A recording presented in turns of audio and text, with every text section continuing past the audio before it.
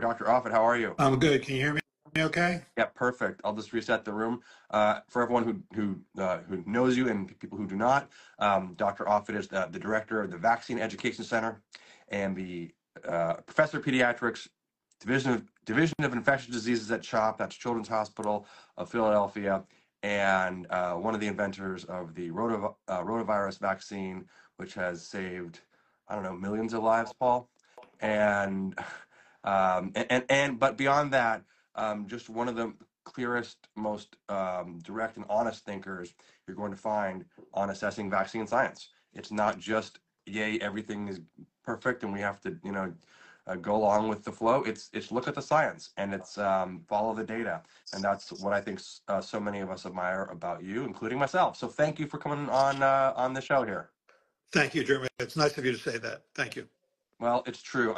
I mean, I will say we're about to talk about how important vaccines are, but I think to do that, it doesn't hurt just to remind people that, Paul and I are two people who have occasionally gotten heat when we didn't go with the flow. And these are, and I'll say that sometimes we're shading the details, like saying, look, here's a tough call and let's figure it out. But on the overall project, I mean, is there anything in human history that saved more lives than vaccines? Maybe purifying the drinking water, but certainly vaccines are right up there, Right. and sanitation. I mean, digging toilets for probably in developing world countries also was a value. But yeah. See, already the nuance comes out with this man. But today, if you have a population living here, is there anything people can do for their kids that's safer than that action? No, no. I think we live 30 years longer than we did 100 years ago, in large part because of Yeah, vaccines. which is an incredible accomplishment. You during your career, you've really seen the pendulum. Not that the good old days weren't so good. There was always issues, but tell how does today feel compared to say 1998 when I think it was 98 when the Lancet published this sort of now just infamous garbage, not only bad study but fraudulent study making a supposed linkage between vaccinations and autism. Tell us how does today feel versus then? Yeah, it's interesting. I would even date it a little before that. I think that the moment to me where a line was crossed was in 1982 when there was a special on NBC called DPT Vaccine Roulette that tried to make the claim that the wholesale pertussis vaccine caused permanent brain damage. And I think that really surprised people because now for the first time, there was a public notion, at least among some, that vaccines were doing more harm than good. There were committee hearings that were held. Paula Hawkins, I remember, a Republican from Florida, held committee hearings looking into whether vaccines were doing more harm than good. And there was a flood of litigation in the early 1980s. And so we went from 18 pharmaceutical companies that made vaccines to, by the end of the decade, 4, because there was this perception that a wholesale pertussis vaccine caused harm. And I think what we learned from that, but it was the hard way, was that don't be surprised by this, because we assumed everybody thought vaccines were safe and effective, so not to worry. So that when 1998 hit and Andrew Wakefield published that paper in the Lancet, we were much quicker to do the studies immediately instead of just standing back and going, I can't believe people don't think vaccines are safe. So I think that was the moment because we really, that flood of litigation led to the National Childhood Vaccine Injury Act and the Vaccine Injury Compensation Program. But I think that the second punch was the Wakefield punch. And something that I think is so fascinating about the Wakefield punch, as you call it, is that after that happened, it took quite some time for the community to properly respond. And one of the things that I found so amazing is that Congress actually looked into this. And if I remember my history correctly, Congress actually came up with the fact that that paper was trash way before the Lancet even got around to retracting it. Is that right? That's for sure. I mean, the Lancet didn't get around to retracting it for like 10 years. It took forever for them to retract it. And the person who was the editor in chief, Richard Horton, was asked far more before that to please retract this paper because it was still having such an impact. I'm not sure the retraction really made much difference, but it was way too late. I completely agree. But when you think about the fact that the United States Congress looked into that on its own, this was, I believe, in 2003, if I remember.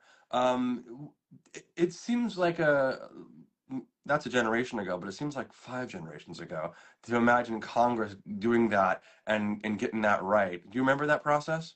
Yeah, this was a different time. Sure. I mean, it's funny. I'll tell you when there was a time when I would sort of go around and talk to congressmen about the importance of creating a vaccine program, which tells you this was decades ago, for children who were uninsured or underinsured, so that we could make sure they got vaccines. And the Republicans were so much easier for me than the Democrats, because the Republicans were institutionalists. I mean, they believed in the CDC, the FDA, the NIH, whereas the Democrats were much more sort of in line with personal injury lawyers. And I was always having these fights with the Democrats, trying to make the argument, no, the pertussis vaccine doesn't cause permanent brain damage. No, the MMR, the measles vaccine, measles containing vaccine doesn't cause autism. It was the Democrats were much harder for me than the Republicans. Right. And there was this whole thing about, and I think it's true, but it's one of these like just so stories where if you wanted to know like where vaccine hesitancy was highest, you asked like how far were you from a Whole Foods, because this was where all the liberal enclaves were, and it was the crunchy liberals about 10 years ago who were kind of the problem. You had some sort of very far right kind of libertarian types, but mostly it was really a sort of fringe crunchy liberal thing that was It was anti-vax. both. I think there really wasn't a politics of the anti-vaccine movement then. You're right. Okay. There's certainly the crunchy liberalism in that 2014, 2015 measles epidemic in Southern California. That was that group. But there was always the libertarian government off my back. Don't tell me what to do. I think that was the other part of the anti-vaccine movement, which has become much more prominent now, associated with the COVID pandemic. And just, I'm curious what you think happened there, because I remember coming up and noticing that it was not just one side. It was two. It was really both sides, and they were different kind of shades of the same color, if you will, or different flavors of the same dish. But um, really, vaccine skepticism and vaccine hesitancy coming from a very sort of very left, sort of fringe left, that's gone for the most part. What do you think actually? What was the success there? Because maybe there's something to learn.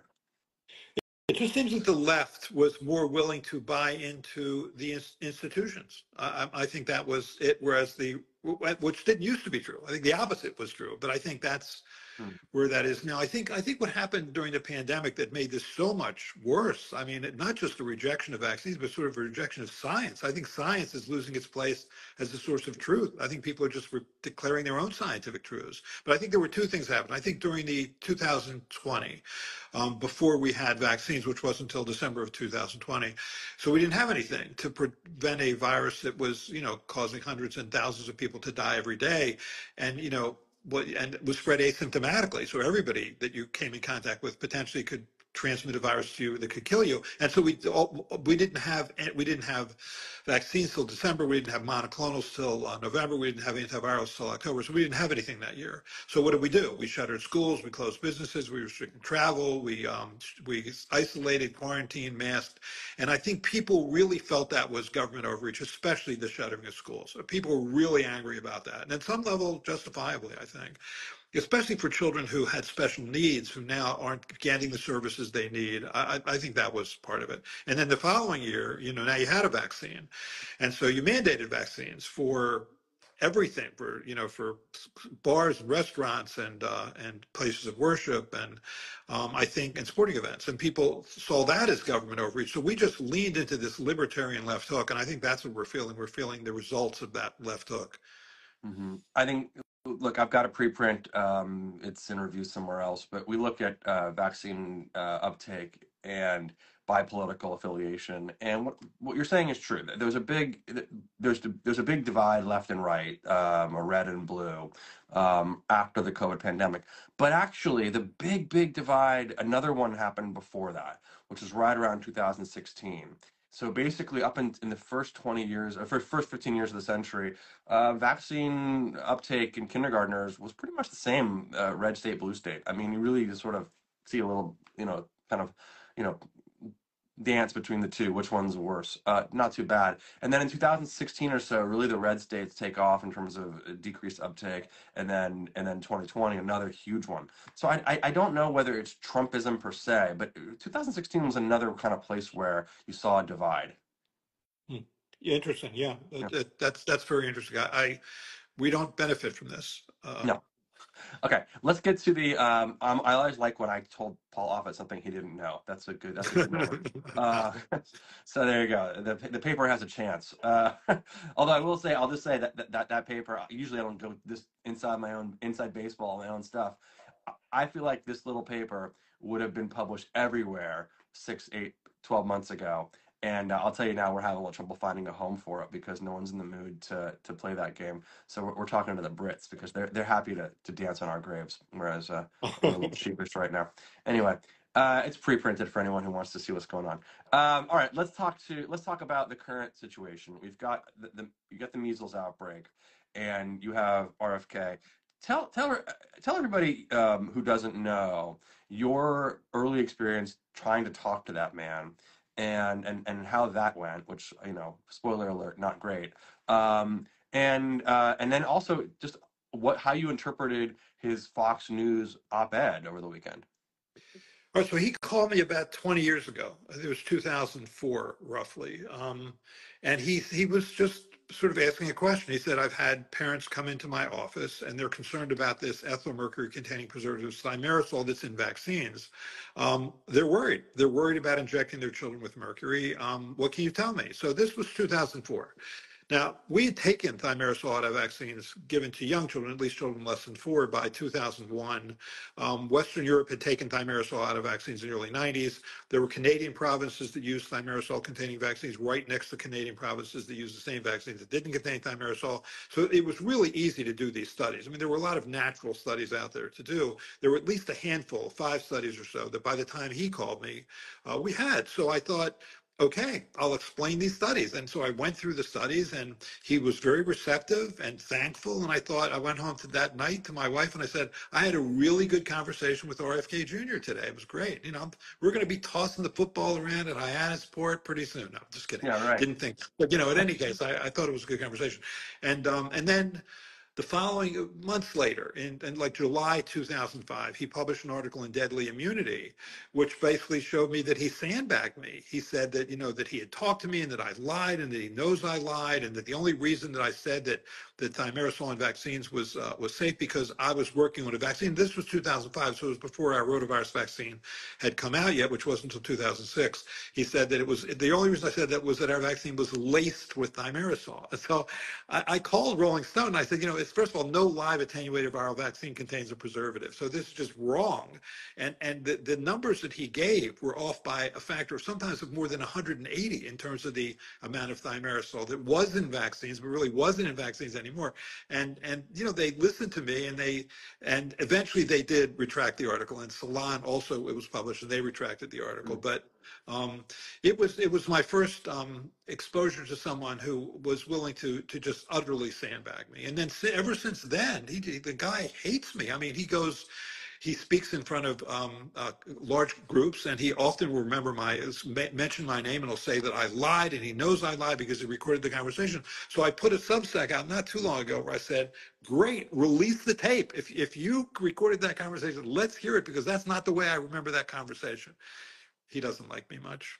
No, and I always like to quote George H.W. Bush with a line saying, "When the other side has to lie to make their point, you know that you're in a good spot, basically, because you can disagree on facts, but if the only way they can make their point is to literally misrepresent the facts, then you know you're on good ground."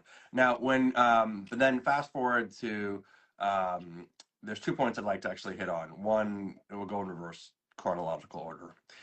One is over the weekend, RFK Jr.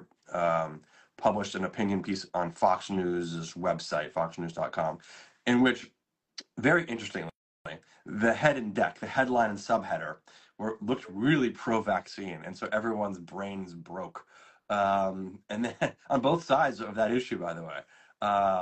And then you read the actual prose, and it's pretty cynical, if you ask me. There's a little bit more lip service about what I would call pro-vaccine, but it's done in this way that it doesn't quite get there. How did you interpret all of that? Exactly that way. I mean, the first couple paragraphs were largely reassuring. He talked about, for example, community immunity, that you need to have a high level of immunity because there are people who can't be vaccinated who need to be protected as part of the herd, essentially. He made a big point of that at the beginning, and I thought, great. But then as you read on, he says that, that it's a personal choice. In two separate sections, he said it was a personal choice. So which is it? I mean, you have an outbreak now, which is fatal. We had the first child death since 2003 in this country for 15, measles. 2015. And Yeah. no, 2015. Was an adult, actually. It was an adult. Oh, okay. So there we go. No, As that's well. right. The first child death was, the last child death was 2003. Wow. And it was a child with a 13-year-old with chronic granulomatous disease back then. Yeah. But you're right. I mean, it was an adult actually that died of SSP, but who had contracted the disease, measles, in the Philippines, then came here as an adult for care, but she ultimately died because you invariably die of SSP. So in any case, so he's saying on the one hand, it's community immunity is important. Then on the other hand, he says, but it's your choice. It's your choice to catch and transmit a potentially fatal infection during an outbreak when one child has died. So I thought that was pretty bad. And then he does his usual stuff about how um, we essentially eliminated, we had a dramatic reduction in deaths from measles because of sanitation and nutrition. And this is always it. It's always nutrition with him. And first of all, that's not true. While it is true that we had, in the early 1900s, you had as many as 6,000 or 7,000 deaths a year for measles. The big drop in measles deaths came in 1940s because we had something in the 1940s we didn't have before that, which is antibiotics.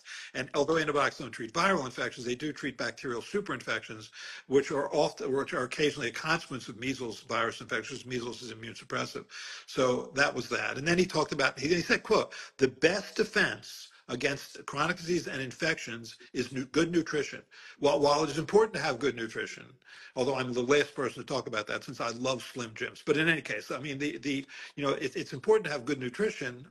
There's only two ways to develop specific immunity, and that's vaccination and natural infection. That's the only way to get specific immunity, and vaccination is always the better choice. So always he goes back to sort of nutrition, and things were better with better nutrition, and just it's depressing. Yeah, and then I also want to clue people in on some of the cynical tactics that he's using. One of which is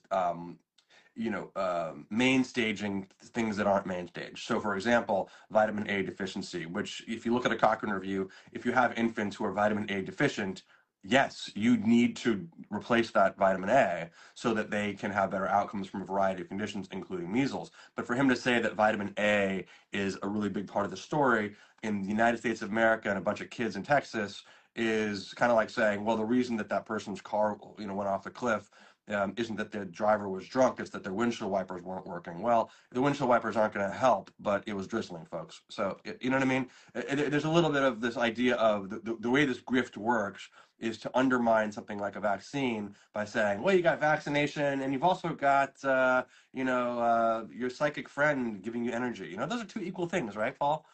Right. No, it's really interesting you bring up the vitamin A story because RFK Jr. in August of 2021, so it's in the midst of the COVID pandemic, spoke to a very large Mennonite community in outside of Philadelphia in Lancaster County. We have a big Amish Mennonite community in Lancaster County, and this outbreak in West Texas is also a Mennonite group. And he stood up there and he said, measles is no big deal. I had measles as a kid. I got to stay home and watch TV with my family, kind of imitating that whole Brady Bunch episode where that happened to Marcia. And then he said, and all you need, quote, all you need to treat measles is chicken soup and vitamin A. That's what he said. And you're absolutely, because I've kind of struggled with this, because the National Foundation of Infectious Diseases kind of has this as a recommendation. And if you look at, certainly in the developing world, where vitamin A deficiency and malnutrition is a much bigger problem than it is, say, here in the United States. It is true that vitamin A does decrease measles mortality, but it's not so clear to me that happens here. And what worries me in this is that people like him who say, well, just treat with vitamin A, people would think, oh, I don't need a vaccine. It's either the vaccine or vitamin A. And also you can take too much vitamin A, and then you have someone who's getting sicker and sicker and sicker, so they're giving more and more vitamin A, and then they suffer hypervitaminosis A. So And I'm it's trying to remember, and it's like I know that I feel like all the board exams that are out of date are just about to become back in they're back in the fresh again.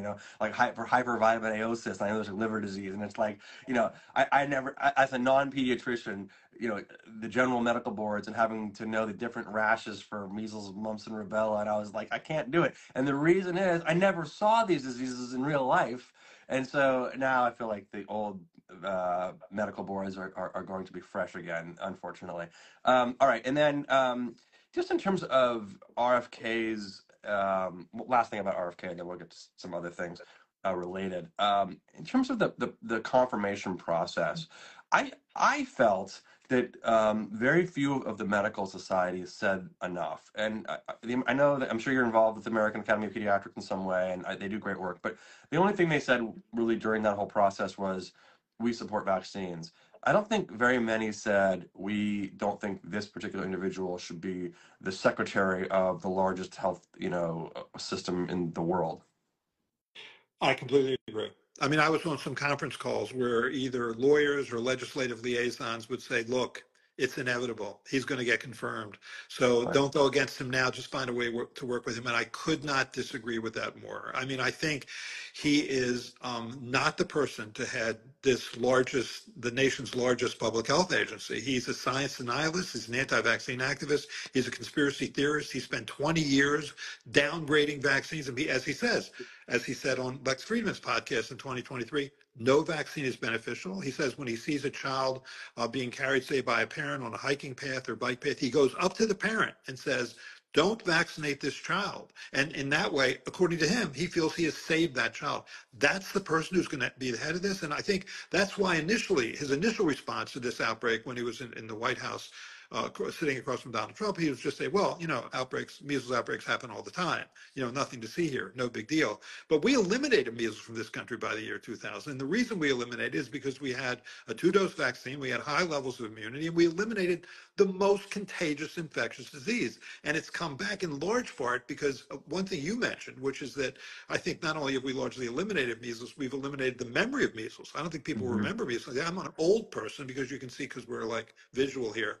I mean, I'm a child of the 1950s. I had measles. I had mumps. I had German measles. I had all those diseases. I remember measles. And although we considered sort of rubella a kind of a childhood rite of passage because it was a relatively mild disease for childhood, measles was not that. I mean, people were scared of measles. Measles made you sick. I mean, there were 48,000 hospitalizations, about 500 deaths a year, typically from pneumonia, which is what you're seeing now in West Texas. Hmm. There's a 6-month-old now who's intubated with pneumonia, which tells you something about why you have to consider community immunity. That Yeah, 6-month-old wasn't vaccinated because she was too young to be vaccinated, correct.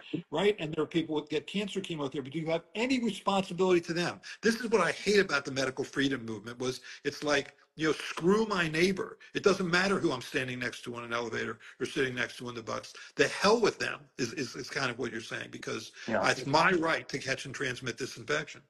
And one of the interesting things that has happened with the vaccine exemptions in this country is that there was, for a long time in many states, many more states had non-medical exemptions, meaning you could say, I don't want to do it based on a philosophical reason. And a lot of states, both red and blue, by the way, got rid of that. Now, some red states kept them, and some actually, I think, went the other way and added them. And what's interesting to me is this is a good news story, I guess. Doctors and even parents, I guess, are not misusing the medical exemption excuse as a way to get out of it. In other words, in places where there is no such thing as a philosophical exemption, vaccination rates are fine. It really is this policy of saying, look, you have to do this unless there's a medical exception, because it's not just for you, it's for the herd protection. And especially for a pathogen like measles, which, unlike coronaviruses, you get an immune response that really will change in orders of magnitude the transmission. Correct? Yes, absolutely. You make such a good point, because the two states that never had a philosophical or religious exemption, only had medical exemptions, were Mississippi and West Virginia. who had, the highest vaccine rates, even though these are not states, known for their public health achievements, which tells you that's right. I mean, you can, your only choice in that setting would be to homeschool, which is, financially difficult and emotionally difficult, and so people don't go that route. But I remember one thing. This is just, I wrote a book called Bad Faith, which is sort of like, people that choose religion and put their children in harm's way. And I think the laws have not caught up to that. But there was a woman named Rita Swan who was a Christian scientist who didn't vaccinate her children. And in fact, when her child got Hib meningitis, this was pre-vaccine, she chose prayer instead of antibiotics because that was what her religion taught her to do. And then she eventually sort of read about this, realized that she felt she'd been duped by her religion, and became a vigorous sort of activist against Christian Scientists. In my discussions with her, and I had a lot of discussions with her, the one thing that shocked me the most is she vaccinated her dog. Like, she didn't vaccinate her children, but she vaccinated her dog. And I said, why? And she said, well, because it was the law. Oh, So she was law. I thought you were going to say because dogs cannot get autism, but I wasn't sure. Actually, they can't. I've met some dogs who I thought did, so I don't know. Okay. One. Let's talk a little bit about the regulatory process here for getting vaccines out. So there's the FDA advisory committee, of which you served for quite some time, and you still do, for the moment. For the And moment, then there's the assuming there still is a vaccine advisory committee. Yeah. well, yeah, we'll come to that in a moment. And then there's the CDC's advisory committee that makes its recommendations. And I'm a little unclear, like how they complement each other even now. But I just people might remember during the pandemic, we'd see some data. The FDA AdCom would look at it, you would vote. And then the CDC's advisory committee would see it, they would vote, and then the CDC director would either agree or not agree. And a couple of times didn't necessarily go along with those, but mostly did. So tell us about the state of the FDA's advisory committee on vaccines.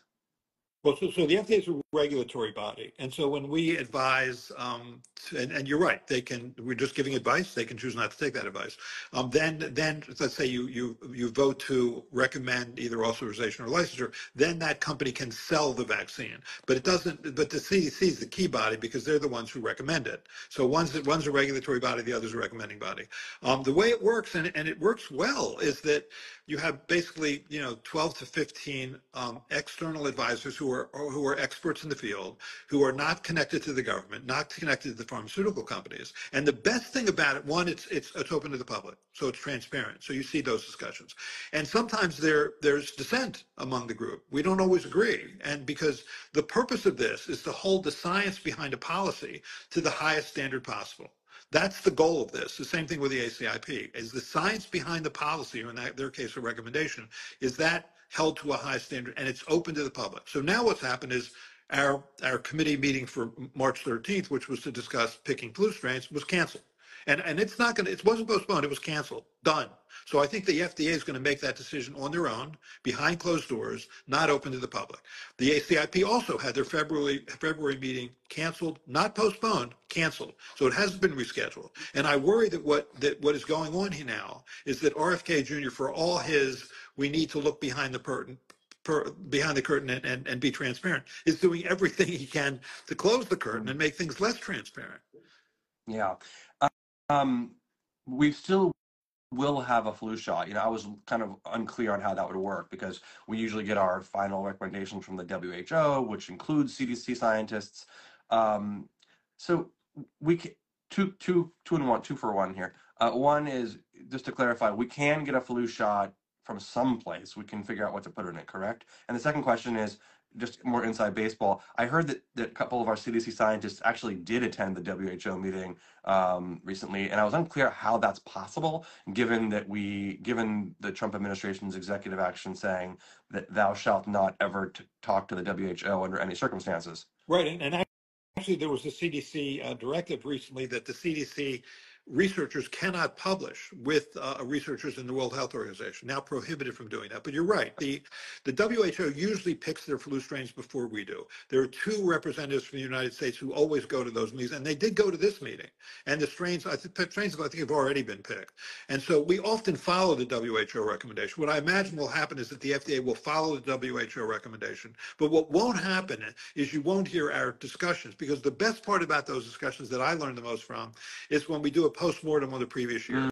So this has been a bad year. I mean, you've had, I think it was last I saw, it was at least 19,000 deaths from flu, and it may be more than that now. Hundreds of thousands of hospitalizations, and I think it wasn't a great match. And so what we do that's instructive is we go back and look at how we made that decision, and was there any evidence there that we could have made a better decision? And the public gets to hear that, and that's what you want. I mean, science is always in flux. You're never exactly right, and you should always hold it to a high standard, because you learn as you go. I think that was certainly the lesson of the COVID pandemic. You learn as you go, and I think we lacked a certain humility, I think, during that process.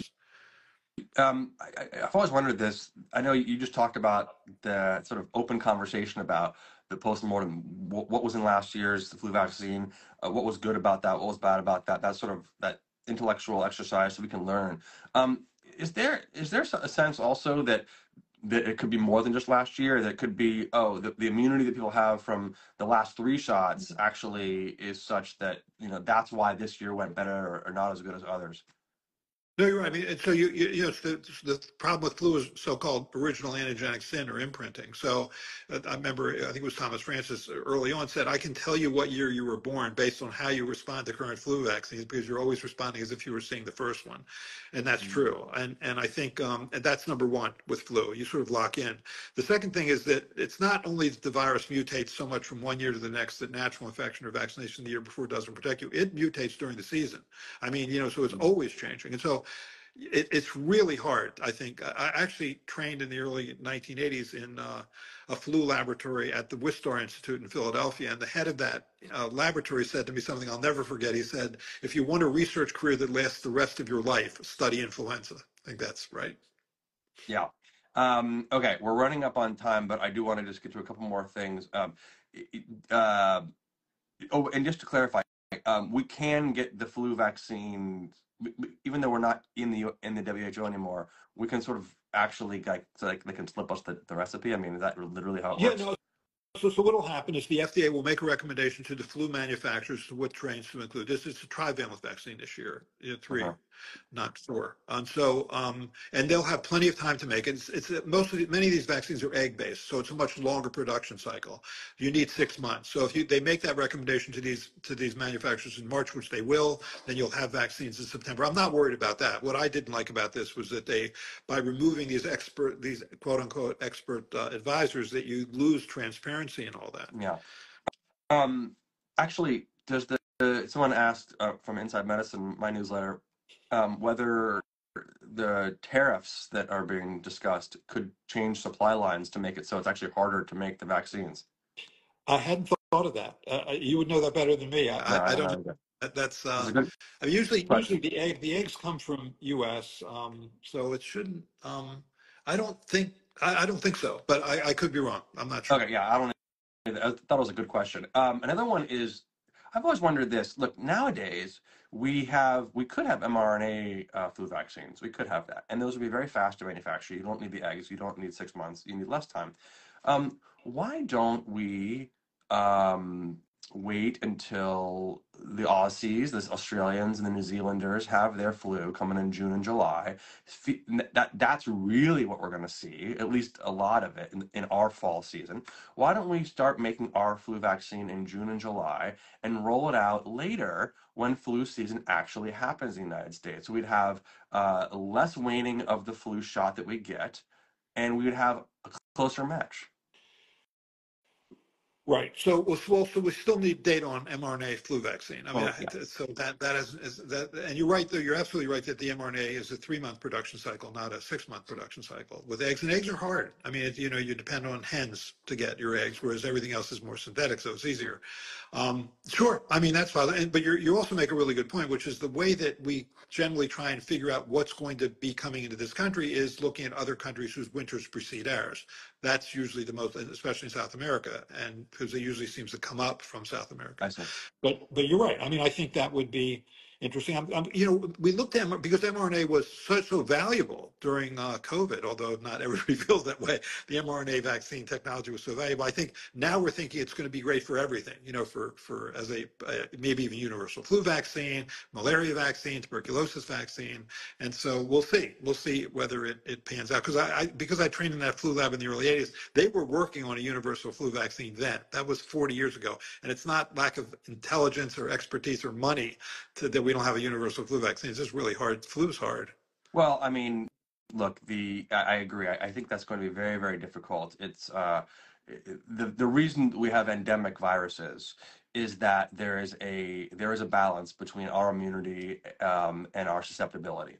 And if our susceptibility was low and the disease was bad enough, we'd all be dead. And if our immunity was good enough, the virus would be gone. This is the mathematical description of endemicity, of a pathogen that doesn't go away. So I think we are stuck with flu for a while. But if anything's going to get us out of it, it would be a better vaccine or a better antiviral. Last question before I let you go. We are way over. You are, again, someone who serves on the FDA's advisory committee for vaccines. And you did something unusual, which was to speak out. You didn't go off the record. It was Dr. Paul Offit, member of VRBPAC at FDA, is appalled and vaguely pissed off that the meeting has been canceled. Like, what's been the blowback for you from the in the overall community and honestly at FDA? I haven't heard anything from the FDA. And generally, I think people have been supportive. They're happy to see someone standing up and saying that this is a loss for this country, that we benefit from external advisory committees. And generally, things have been positive. I always get hate mail every day, but not any more than usual. So I guess that's good. Okay. Well, Dr. Paul Offit, thank you so much for sharing your incredible insight and for speaking up for science and always going with the data. Just really appreciate your expertise and your time. Thank you. It's my pleasure. Take care. All right. See you soon. Bye.